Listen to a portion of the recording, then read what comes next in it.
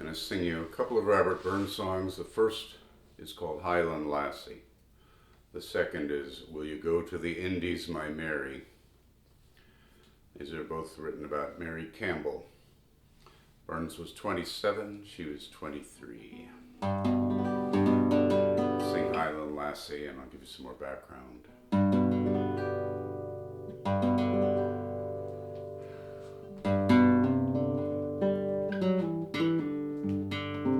Nay, gentle dames, though e'er sae fair, shall ever be my muse's care. Their titles are empty show. Give me my Highland Lassie O.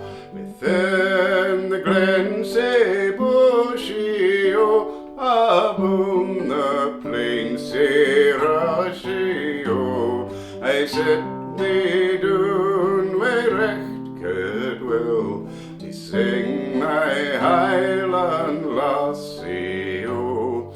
Oh, where yon hills and vallies mine, yon palace and yon gardens fine, the world then the love should know, I bear my Highland Lassie O. Within the glen say bushy O. Aboon the plain say rushy O. I set me down wi' recht goodwill to sing my Highland Lassie O.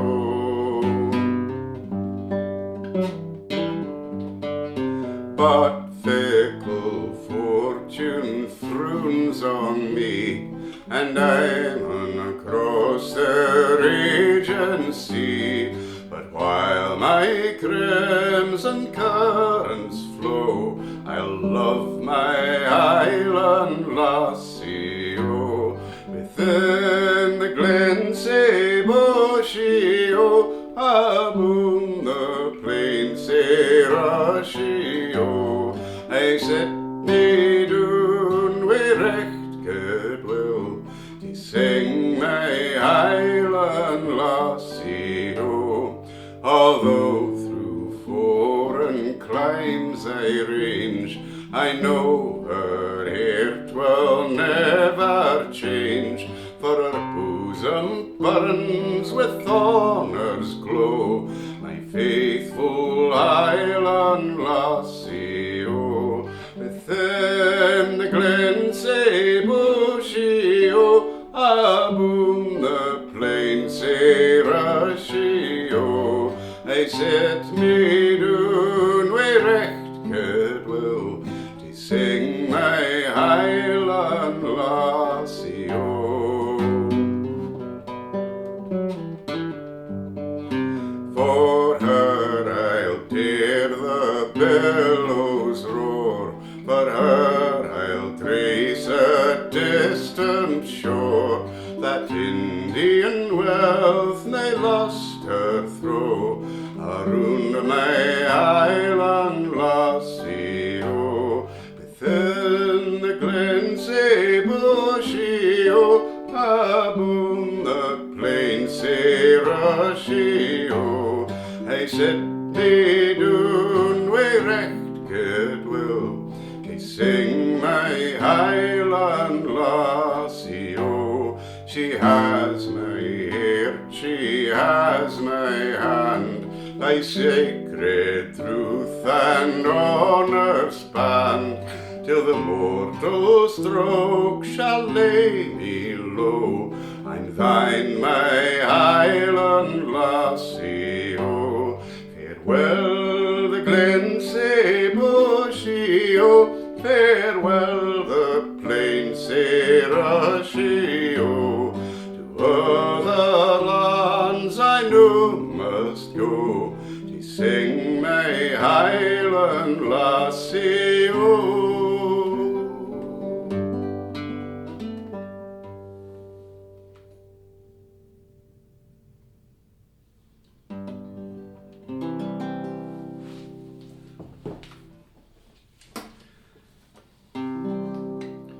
second song and then I'll tell you more background.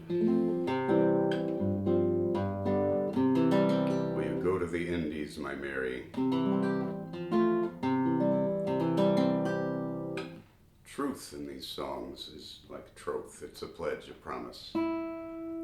Sacred truth. Truth.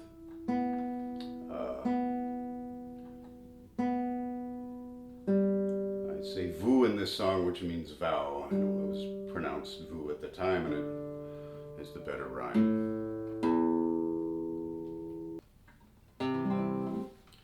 Will you go to the Indies, my Mary? Will you go to the Indies, my Mary, and leave old Scotia's shore? Will ye go to the Indies, my Mary, across the Atlantic roar? Oh, sweet grows the lime and the orange, and the apple on the pine.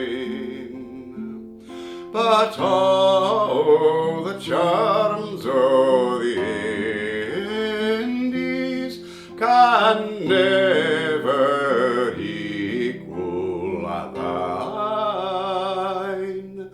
I sworn by the heavens, Dame Mary, I sworn by the heavens to be true,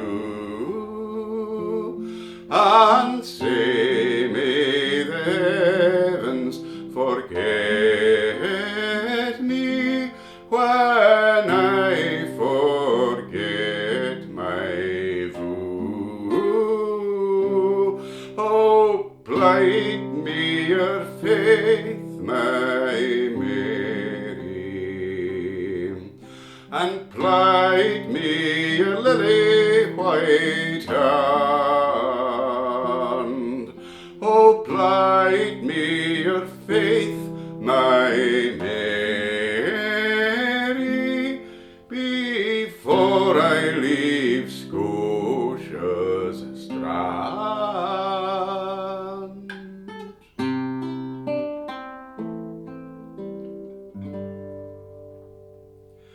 We hae plighted our truth, my Mary, in mutual affection to join, and cursed be the cause that shall part us, the hour and the moment o' a time.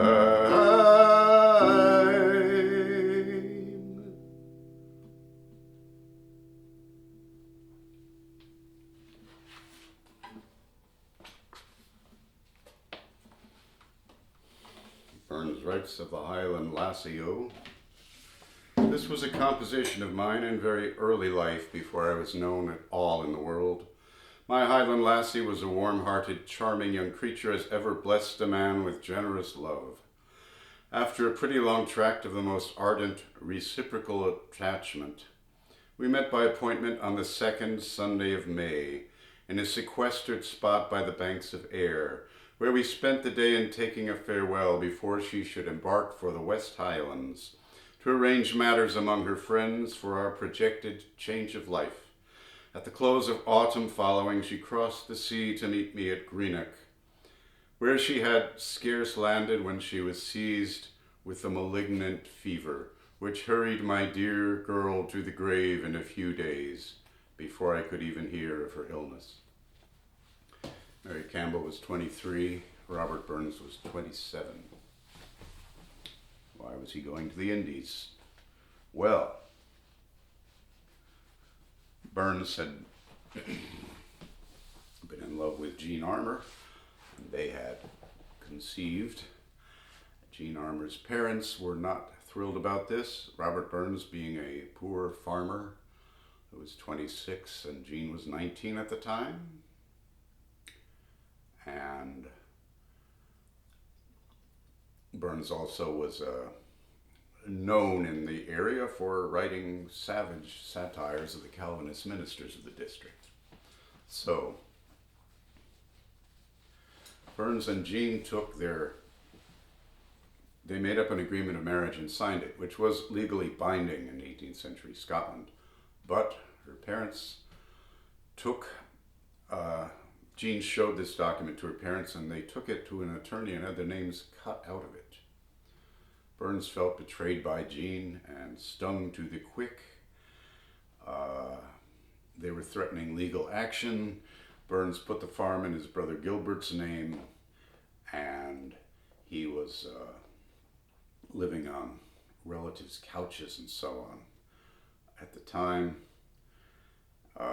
he planned to publish a book of poems, which he hoped would help him raise money for his passage to Jamaica. And he had what we would call now a rebound, which is, I think, a disrespectful term. Anyway, he had this affair with Mary Campbell, which only took a couple of months, but they exchanged Bibles and pledged to each other and made a plan to emigrate together. Burns had a prospective job on Charles Douglas's plantation in Jamaica.